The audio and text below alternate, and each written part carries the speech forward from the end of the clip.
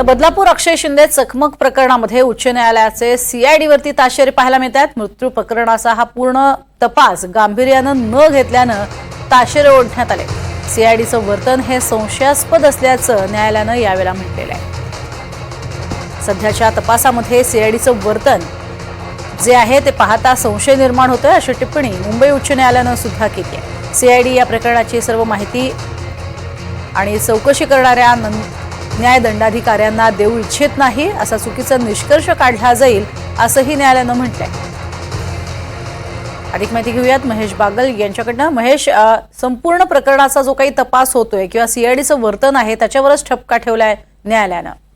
नक्कीच मुंबई उच्च न्यायालयाचे न्यायमूर्ती रेवती मोहिते डेरे आणि न्यायमूर्ती पृथ्वीराज चव्हाण यांच्या खंडपीठाने सीआयडीवर ताशेरे ओढलेले आहे। सध्याच्या तपासात सीआयडीची जी वर्तणूक आहे ती संशय निर्माण करणारी असल्याचं सांगितलं जात आहे आणि याचं मुख्य कारण म्हणजे या प्रकरणाशी संबंधित वैद्यकीय कागदपत्र जमा करण्यासाठी सीआयडी टंगळमंगळ करत असल्याने न्यायालयाने त्यांना चांगलेच बोल सुनावले आहेत।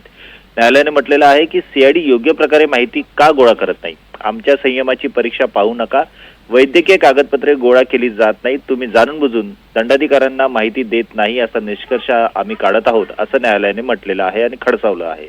तपास नीट करा आणि सर्व साक्षीदारांचे जबाब न्यायदंडाधिकाऱ्यांसमोर सादर करा, ते सादर केले तरच दंडाधिकारी योग्य अहवाल देऊ शकतील, असं न्यायालयाने म्हटलेलं आहे। एकंदरीत पाहता गेल्या काही दिवसांपासून अक्षय शिंदे एन्काउंटर प्रकरणी मुंबई उच्च न्यायालयामध्ये सुनावणी सुरू होती आणि याचा तपास सीआयडीकडे देण्यात आला होता। त्यानंतर सीआयडीकडून सक्षम जो पाठपुरावा आहे तो केला जात नसल्याचं आता न्यायालयाने निरीक्षण नोंदवलेलं आहे।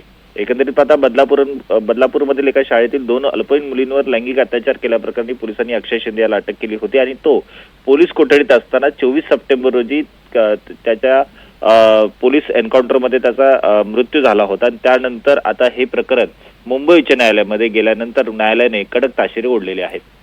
नक्कीच, तुर्तास धन्यवाद या संपूर्ण माहितीसाठी महेश।